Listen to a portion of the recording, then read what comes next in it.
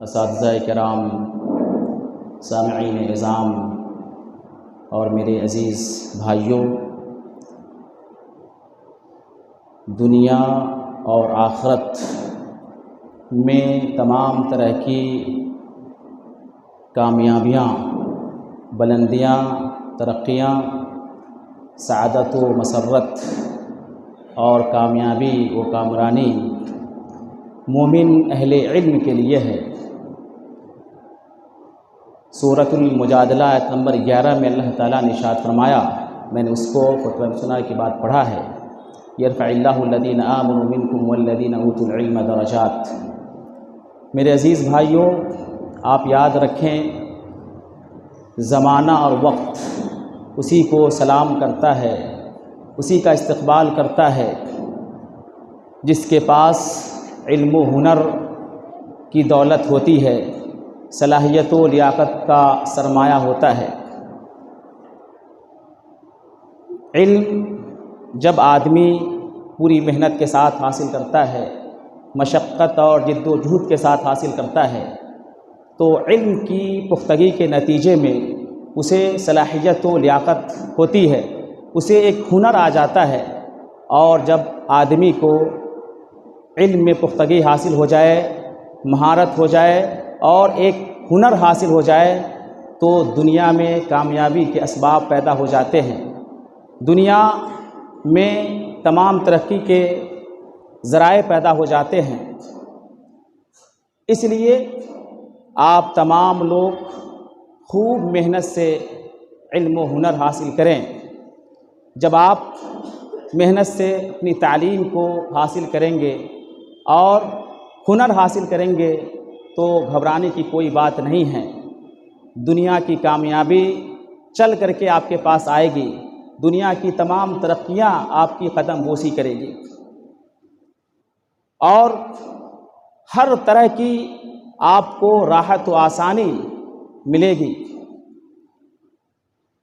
اگر آپ علم اور ہنر کی دولت سے مالا مال نہیں ہوں گے، اگر آپ محنت اور مشقت کے ساتھ تعلیم حاصل نہیں کریں گے تو پھر آپ علم و ہنر سے محروم رہ جائیں گے، اور اس کے نتیجے میں آپ کو ذلت و مسکنت کا سامنا کرنا پڑے گا، آپ کو دنیا میں قدم قدم پر پریشانی کا سامنا کرنا پڑے گا اور آپ ناکامی سے دوچار ہو جائیں گے۔ شاعر مشرق علامہ اقبال کہتے ہیں، برہنہ سر ہے تو عزم بلند پیدا کر، یہاں فقط سر شاہی کے واسطے ہے کلاه، کلاه کہا جاتا ہے سر کے تاج کو۔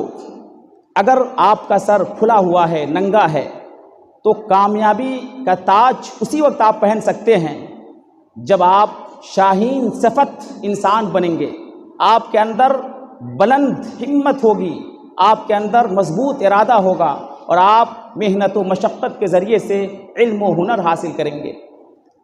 مسجد نبوی کے مدرس، جامعہ اسلامیہ مدینہ منورہ کے پروفیسر اور عصر حاضر کے ممتاز سلفی عالم دین ڈاکٹر سلیمان بن سلیم اللہ رحیلی حفظہ اللہ اپنی کتاب العلم وسائلہ وثمارہ میں علم و ہنر حاصل کرنے کے اور پختہ علم اور ہنر میں کامیابی حاصل کرنے کے 11 وسائل لکھے ہیں۔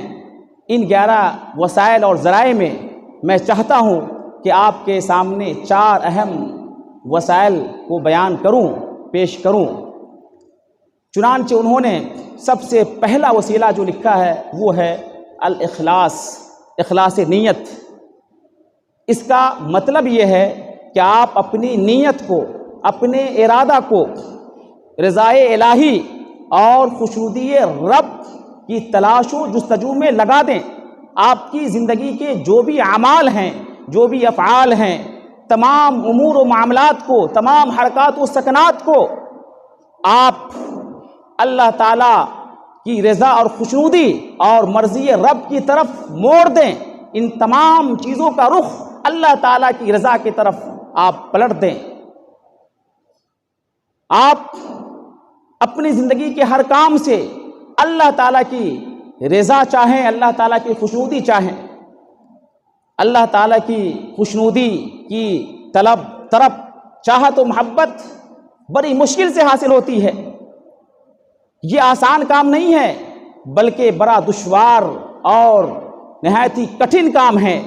امام سفیان ثوری رحمۃ اللہ علیہ کہتے ہیں ما عالجت شیئا اشد علی نفسی من نیتی لأنها تتقلب علی. میں نے اپنی پوری زندگی میں اصلاح نیت سے زیادہ مشکل کام اور کٹھن کام کسی اور چیز کو نہیں دیکھا، اس لیے کہ اصلاح نیت اور نیت کی درستگی بڑی مشکل چیز ہے، اور یہ ارادہ نیت لمحہ بلمحہ بدلتی رہتی ہے، ارادہ بدلتا رہتا ہے. بعض اسلاف کہتے ہیں کہ مجھے نیت کو درست کرنے میں 40 سال لگ گئے، 30 سال لگ گئے. سہل بن عبداللہ تستری سے پوچھا گیا ایو شیء اشد علی النفس، آپ بتائیے نفس پر سب سے زیادہ سخت کیا چیز ہے؟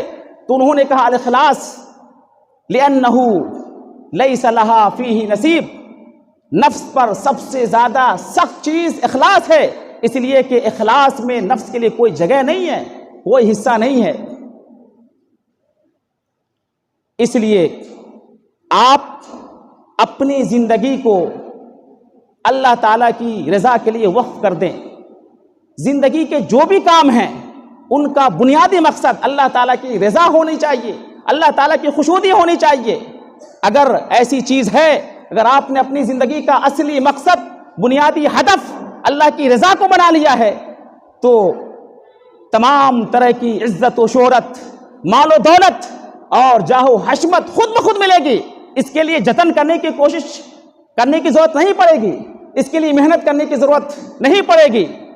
پیارے رسول محمد عربی صلی اللہ علیہ وسلم ارشاد فرماتے ہیں من کانت الدنیا نیتہ، جس کی فکر صرف دنیا ہی ہو، مال و دولت حاصل کرنا ہو، جس کا مقصد صرف نوکری ہو، ملازمت ہو، فرق اللہ علیہ امرہ، تو اس کے امور و معاملات کو اللہ تعالیٰ منتشر کر دیتا ہے، الجھا دیتا ہے، اور اس کے امور و معاملات کو خراب اور فاسد کر دیتا ہے.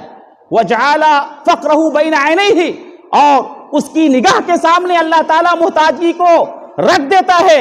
اس آدمی کو جس کی نیت میں دنیا ہے، پیسہ ہے، دولت ہے، اللہ کی رضا نہیں ہے، خوشنودی نہیں ہے، اس کو ہمیشہ صرف محتاجی نظر آتی ہے. دنیا میں بہت کچھ حاصل ہو بھی جائے تب بھی اس کا دل تنگ رہتا ہے، اس کا من نہیں بھرتا، اس کا دل نہیں بھرتا، اس کا پیٹ نہیں بھرتا ہے. حالانکہ بات ایسی ہے لم یاتہ من الدنیا الا ما کتب لہ، دنیا میں اسے وہی کچھ ملے گا جتنا اس کے مقدر میں ہے. جتنی دولت، جتنا پیسہ اور جتنی ترقی اس کی قسمت میں لکھی ہوئی ہے، اسی قدر اس کو تمام چیزیں ملے گی، نہ اس میں اضافہ ہو سکتا ہے نہ اس میں کمی ہو سکتی ہے. ومن كانت الآخرة نیتہ، اور جس کی نیت، جس کا ارادہ آخرت ہے، اللہ کی رضا ہے، خوشنودی ہے، جس شخص کے اندر، جس انسان کے اندر، جس مسلمان کے دل میں اخلاص نیت ہے، اللہ تعالیٰ کی رضا کی چاہت ہے، تو اللہ تعالیٰ اس کے امور و معاملات کو درست کر دیتا ہے. جعل امرہ، جمع اللہ لہ امرہ، اللہ تعالیٰ اس کے امور و معاملات کو ہر اعتبار سے سازگار کر دیتا ہے. وجعل غناہ فی قلبہ، اور بے نیازی کو اس کے دل میں ڈال دیتا ہے. وہ آدمی ہمیشہ بے نیاز رہتا ہے، ٹینشن فری رہتا ہے، کوئی الجھن نہیں ہوتی. جو بھی زندگی میں میسر ہے اس پہ قانع رہتا ہے، اس پہ مطمئن رہتا ہے، اور کسی بے چینی کا احساس نہیں کرتا. وہ خوشی اور خرم کے ساتھ زندگی گزارتا ہے اور زندگی کے کام و کاج کو ادا کرتا ہے. وَأَتَتْهُ الدُّنْيَا وَهِيَ رَاغِمَةٌ، اللہ کے رسول صلی اللہ علیہ وسلم نے فرمایا کہ ایسے خوش نصیب اور مخلص اور آخرت چاہنے والے، اللہ تعالیٰ کی رضا کی طرف رکھنے والے انسان کے پاس دنیا مغلوب ہو کر کے آتی ہے، عاجز اور درماندہ ہو کر کے آتی ہے. یعنی اخلاص رکھنے والا، اللہ کی رضا کو اپنے دل میں رکھنے والا غالب ہوتا ہے، اور دنیا مغلوب ہوتی ہے، دنیا اس کے ماتحت ہوتی ہے، دنیا اس سے محتاج ہوتی ہے. وہ دنیا کے ساز و سامان کا یا دنیا کی متاع کا محتاج نہیں ہوتا. علم کی پختگی اور فن اور ہنر کی حصول یابی کا دوسرا اہم وسیلہ تقوی اللہ ہے. یہ اللہ تعالیٰ کا تقوی کامیابی کے لیے، علم کی پختگی کے لیے، ہنر کو اپنانے کے لیے نہایت ہی ضروری ہے، بنیادی سبب ہے۔ اللہ تعالیٰ ارشاد فرماتا ہے سورہ بقرہ آیت نمبر 282 کے اندر، وَاتَّقُوا اللَّهَ وَيُعَلِّمُكُمُ اللَّهُ، اے اللہ کے بندو اللہ تعالیٰ سے ڈرو تاکہ اللہ تعالیٰ تمہیں علم سے نوازے، ہنر سے نوازے۔ اگر تقوی نہیں ہے تو آپ کبھی علم حاصل نہیں کر سکتے ہیں۔ تقوی کیا ہے؟ اَن يَرَاكَ اللَّهُ حَيْثُ أَمَرَكَ، اللہ تعالیٰ آپ کو وہاں دیکھے، اس کام میں مشغول دیکھے جس کا اللہ تعالیٰ نے آپ کو حکم دیا ہے۔ وَاللَّهَ يَرَاكَ حَيْثُ نَهَاكَ، اور اللہ تعالیٰ اس کام میں آپ کو مبتلا نہ دیکھے جس سے اللہ تعالیٰ نے منع فرمایا ہے۔ وَأَن تَتْرُكَ الذُّنُوبَ جَمِيعًا، اور تقوی یہ ہے کہ تمام طرح کے گناہ کو آپ چھوڑ دیں، ترک کر دیں۔ ابن المعتز بڑے شاعر ہیں، کہتے ہیں خل الذنوب صغیرہا و کبیرہا فہو التقیٰ، اے اللہ کے بندو تمام طرح کے چھوٹے گناہوں کو چھوڑ دو، تمام طرح کے بڑے گناہوں کو چھوڑ دو، فہو التقیٰ، یہی تقوی ہے، یہی طہارت ہے، یہی نیکی ہے اور یہی پرہیزگاری ہے۔ وَاصْنَعْ كَمَاشٍ فَوْقَ أَرْضِ الشَّوْكِ يَحْذَرْ مَا يَرَىٰ، اس آدمی کی طرح زندگی گزارو جو خاردار راستے پہ چلتا ہے، کانٹوں بھری راہ پہ چلتا ہے اور پوری احتیاط کے ساتھ محتاط ہو کر کے اپنے قدم کو آگے بڑھاتا ہے۔ وَلَا تَحْقِرَنَّ صَغِيرَةً، اور معمولی سے معمولی گناہ کو تم حقیر نہ سمجھو، چھوٹے سے چھوٹے گناہ کو کمتر نہ سمجھو، آسان نہ سمجھو۔ إِنَّ الْجِبَالَ مِنَ الْحَصَىٰ، یہ پہاڑ چھوٹے چھوٹے کنکروں سے بنتا ہے، لہٰذا تمام طرح کے گناہوں کو اور تمام طرح کے معاصی کے کام کو تم ترک کر دو، چھوڑ دو۔ امام شافعی رحمۃ اللہ علیہ بڑے ذہین اور فطین انسان تھے، بڑے دانشور انسان تھے اور بلا کی فطانت تھی، ذہانت تھی، پھر بھی ان کی یہ تواضع تھی، ان کی خاکساری تھی کہ وہ اپنے آپ کو کمتر سمجھتے تھے اور ان کو ایسا لگتا تھا کہ ہم گناہ کر رہے ہیں، جس کی وجہ سے ہم جو کچھ بھی پڑھتے ہیں، یاد کرتے ہیں، بھول جاتے ہیں۔ نسیان اور بھول جانا، حافظہ کا کمزور ہو جانا، آج پڑھا کل بھول گئے، ابھی پڑھا ایک گھنٹے کے بعد بھول گئے، اس کا سبب گناہ ہے جو آپ دن اور رات میں کرتے ہیں، اللہ کی نافرمانی کرتے ہیں۔ اس معصیت کی وجہ سے، اللہ کی نافرمانی کی وجہ سے اور گناہ کی وجہ سے آپ کے علم رخصت ہو جاتے ہیں، زائل ہو جاتے ہیں، ضائع ہو جاتے ہیں۔ امام شافعی نے اپنے استاد وکی سے شکایت کی اور اس پورے واقعہ کو منظوم کلام میں پیش کیا، چنانچہ وہ کہتے ہیں شکوت الی وکی سوء حفظی فارشدنی الی ترک المعاصی، ہم نے اپنے استاد وکی سے کمزور حافظے کی شکایت کی، چنانچہ انہوں نے ہمیں تمام گناہوں کو چھوڑنے کی نصیحت کی۔ وَأَخْبَرَنِي بِأَنَّ الْعِلْمَ نُورٌ، اور ہمیں یہ بتایا کہ یہ علم ہے، اللہ کا نور ہوتا ہے، اللہ کی روشنی ہوتی ہے۔ وَنُورُ اللَّهِ لَا يُؤْتَهُ عَاصٍ، اور جو اللہ تعالیٰ کی نافرمانی کرتا ہے، گناہ کا کام کرتا ہے، اسے کبھی اللہ کا نور حاصل نہیں ہو سکتا، یعنی علم کبھی حاصل نہیں ہو سکتا۔ لہٰذا اگر آپ دن میں، رات میں، صبح میں، شام میں، تنہائی میں یا لوگوں کے بیچ میں خفیہ طریقے سے یا علی اعلان گناہ کرتے ہیں تو آپ توبہ کریں، تمام کو ترک کر دیں، تب آپ عالم بنیں گے، آپ کے پاس ہنر آئے گا، آپ کے پاس صلاحیت پیدا ہوگی، ورنہ آپ یوں ہی محروم انسان بن کر کے زندگی گزاریں گے۔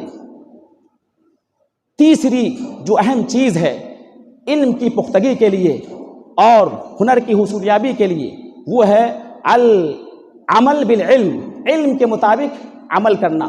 خطیب بغدادی رحمۃ اللہ علیہ نے اپنی کتاب اقتضاء العلم العمل میں لکھا ہے، حضرت علی رضی اللہ تعالیٰ عنہ کا قول نقل کیا ہے، چنانچہ علی رضی اللہ تعالیٰ عنہ کہتے ہیں کہ قد حتف العلم بالعمل، علم نے عمل کو آواز دی۔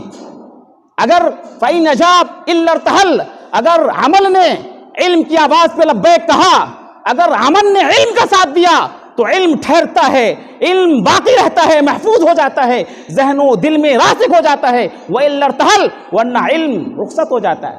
آپ لاکھ محنت کریں، رگڑ کر کے آپ علم حاصل کریں، لیکن آپ اس کے مطابق عمل نہیں کرتے ہیں تو علم ضائع ہو جائے گا، علم برباد ہو جائے گا۔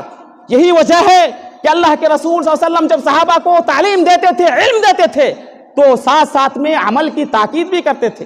چنانچہ اسلاف لکھتے ہیں فقد كانوا لا يجاوزون 10 آیات من القرآن حتى يتعلموا معناها ويعرفوا معناها ويعملوا بما فيها، صحابہ کرام کا یہ معمول تھا کہ 10 آیت سے زیادہ آگے نہیں بڑھتے تھے جب تک کہ 10 آیات کا معنی مفہوم نہ جان لے، اس کے اصل پیغام کو نہ سمجھ لے، اور 10 آیات کے جو احکامات ہوتے تھے، جو پیغامات ہوتے تھے اور جو تقاضے ہوتے تھے، سب سب پر جب تک عمل نہ شروع کر دے تب تک آگے پرانے آیات کو نہ یاد کرتے تھے نہ پڑھتے تھے۔ یہ تھا صحابہ کرام کا معمول۔ چنانچہ مسند احمد کی روایت ہے، صحابہ کہتے ہیں فَقَدْ تَعَلَّمْنَا الْعِلْمَ وَالْعَمَلَ جَمِيعًا، ہم نے اللہ کے رسول صلی اللہ علیہ وسلم سے علم اور عمل ایک ساتھ ساتھ سیکھا ہے۔ اور آپ کا تجربہ خود بتاتا ہے، خود آپ دیکھتے ہیں کہ قرآن کو یاد کرتے ہیں، سورتوں کو یاد کرتے ہیں، آیات کو یاد کرتے ہیں، لیکن مراجعہ نہیں ہوتا۔ آپ نمازوں میں سورتوں کو نہیں پڑھتے ہیں تو آپ سورتوں کو بھول جاتے ہیں، آیات کو بھول جاتے ہیں۔ دعائیں اذکار یاد کرتے ہیں، الگ الگ مقامات ہیں، آپ ان کے مقامات میں دعا کو نہیں پڑھتے، بھول جاتے ہیں۔ بہت ساری حدیثیں ہیں، اگر آپ ان پہ عمل نہیں کرتے بھول جاتے ہیں۔ یہ یاد رکھنے کا بڑا اہم ذریعہ ہے کہ آپ تمام حدیثوں پہ عمل کریں، اس حدیث کا کم سے کم ترجمہ ضرور یاد رہے گا، اس لیے آپ عمل کریں، علم باقی رہے گا، محفوظ رہے گا۔ چوتھا اور آخری، علم کی پختگی اور ہنر کے حصول یابی کے لیے جو ہے وہ ہے وضوح الغایہ و تخطیط صحیح، یعنی مقصد کا واضح ہونا۔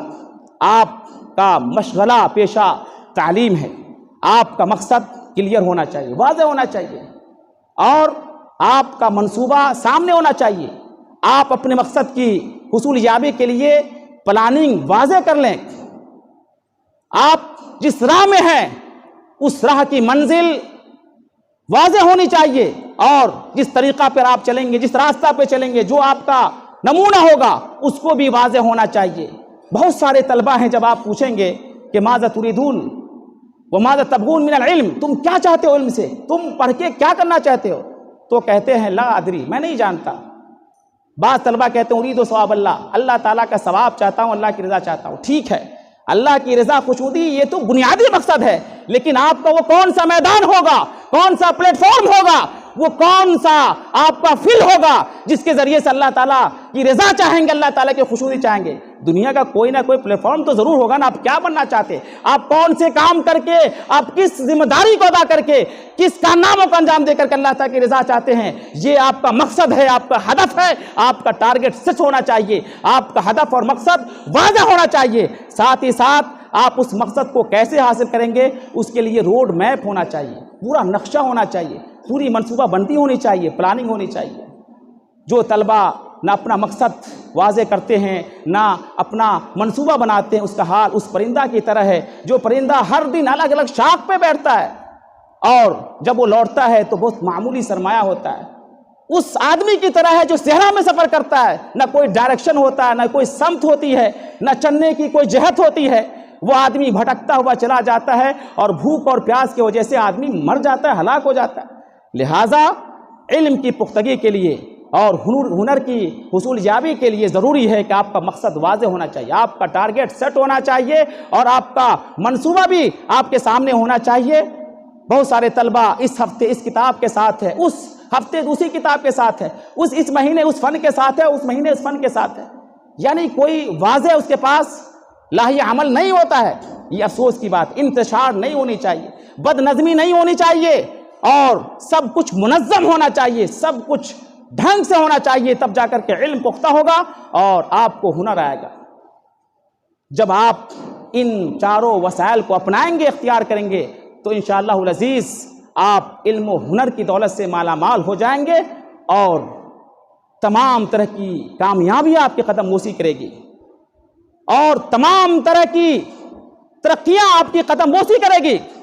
یاد رکھیں، آپ کے پیچھے آپ کی قوم و آپ کی ملت آپ کا شدت سے انتظار کر رہی ہے، لہٰذا آپ علم و ہنر کے جوہر لے کر کے جائیں، آپ صلاحیت و لیاقت کا گوہر لے کر کے جائیں، تاکہ ان کی ضرورت پوری ہو۔ آپ اپنے ساتھ جب اپنے علاقے میں جائیں، اپنی قوم میں جائیں اور اپنے وطن کو لوٹیں، تو اپنے ساتھ ہم اپنے ہمراہ چشمہ صافی اور جاری کو لے کر کے جائیں، تاکہ لوگ اپنی تشنگی کو بجھا سکیں، اپنی پیاس اور بھوک کو بجھا سکے۔ آپ اپنے ساتھ شمع فروزہ کو لے کر کے جائے، ایک روشن چراغ کو لے کر کے جائے، جس کے ذریعے سے آپ ظلمت کے اندھیرے کو ختم کر سکے اور ضلالت و گمراہی کی تاریکی میں روشنی اور چراغ جلا سکے۔ شاعر مشرق علامہ اقبال کے بیٹے جاوید اقبال ہیں۔ جب علامہ اقبال رحمہ اللہ 1931 میں لندن دوسری گول میز کانفرنس کے لیے گئے تھے، تو لاہور سے ان کے بیٹے جاوید اقبال نے ایک خط لکھا تھا جس میں اپنے والد محترم سے ایک گروما فون کی فرمائش کی تھی کہ آپ لندن سے گروما فون لیتے آئیے. تو انہوں نے اپنے بیٹے کے لیے گروما فون نہیں لے کر کے آئے بلکہ چند نصیحتیں اور چند وصیتیں لے کر کے آئے جن کو انہوں نے ان کے سامنے پیش کیا. وہ نصیحتیں کیا ہیں؟ آپ اپنی زندگی کا مقصد دنیا کی رنگینی کو سمجھتے ہیں، دنیا کی یہ معمولی آپ شان و شوکت کو سمجھتے ہیں، دنیا کی رنگینی کو سمجھتے ہیں، اور یہ جو متاع حیات ہے، جو فتنے ہیں، آپ ان کو اپنی زندگی کا مقصد سمجھتے ہیں؟ آپ کا مشن کچھ اور ہے، آپ کا ہدف اعلیٰ ہے اور آپ کا مقصد نہایت ہی بلند ہے. آپ اپنے مقصد کو سمجھیے، اپنی حیثیت کو سمجھیے. چنانچہ علامہ اقبال اپنے بیٹے کو نصیحت کرتے ہوئے کہتے ہیں اور تمام نوجوانوں کو، تمام پڑھنے والے نئی نسل کو سمجھاتے ہوئے کہتے ہیں، دیار عشق میں اپنا مقام پیدا کر، دیار عشق میں اپنا مقام پیدا کر، نیا زمانہ، نئے صبح و شام پیدا کر. خدا اگر دلے فطرت شناس دے تجھ کو، سکوت لالا و گل سے کلام پیدا کر. اٹھا نہ شیشہ گرانے فرنگ کے حساں، سفال ہند سے مینا و جام پیدا کر. میرا طریق امیری نہیں فقیری ہے، خودی نہ بیچ غریبی میں نام پیدا کر.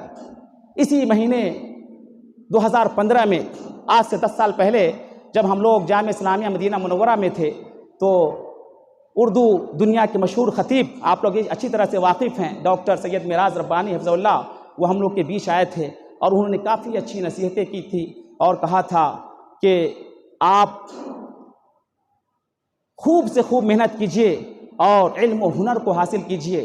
دنیا آپ کے انتظار میں ہے، اغیار آپ کے پیچھے پڑے ہوئے ہیں، دشمنان آپ کے دین کو اور آپ کی ملت کو ختم کرنے کی سازش رچ رہی ہے. لہٰذا آپ یاس و قنوطیت اور ناامیدی کو، آپ مایوسی کو چھوڑ دیجئے اور مضبوط ارادے کے ساتھ، بلند ہمتی کے ساتھ اور پختہ حوصلوں کے ساتھ آپ آگے بڑھیے اور تعمیر و اصلاح کا کام کیجئے، دعوت و تبلیغ کا کام کیجئے. اور انہوں نے خود کے تخلیق کردہ اشعار پیش کیے تھے. انہوں نے خود یہ اشعار کہیں، میں ان اشعار کو پیش کر کے اپنی بات ختم کروں گا. چنانچہ انہوں نے ہم تمام لوگوں کو نصیحت کرتے ہوئے اپنے اشعار پیش کیے تھے کہ اپنے عزم و ہمت کو پختہ تر رکھیے، اپنے عزم و ہمت کو پختہ تر رکھیے، اپنی ٹھوکر میں بہرو بر رکھیے. آسماں چھونے کی آرزو ہے اگر، آسماں چھونے کی آرزو ہے اگر، مضبوط بالوں پر رکھیے، اپنے مضبوط بالوں پر رکھیے. سرفرازی کی گر تمنا ہے، کامیابی سرفرازی کی گر تمنا ہے. اپنے ہاتھوں میں کچھ ہنر رکھیے، اپنے ہاتھوں میں کچھ ہنر رکھیے. ایک اللہ کا در ہی کافی ہے، ایک اللہ کا در ہی کافی ہے. سر کو اپنے نہ در بدر کیجئے، اس کے در کے بھی ہیں عجب انداز. پہلے دل رکھیے، بعد میں سر رکھیے. دعا کرتے ہیں کہ اللہ تعالی ہم تمام لوگوں کو علم و ہنر کو مضبوطی سے حاصل کرنے کی توفیق عطا فرمائے. اور ہم نے جو 4 وسائل بیان کیے ہیں، اخلاص، تقوی اللہ، مقصد کا واضح ہونا اور علم کے مطابق عمل کرنا، ان تمام وسائل کو سمجھنے اور ان کے مطابق زندگی گزارنے کی توفیق عطا فرمائے. آمین ثم آمین.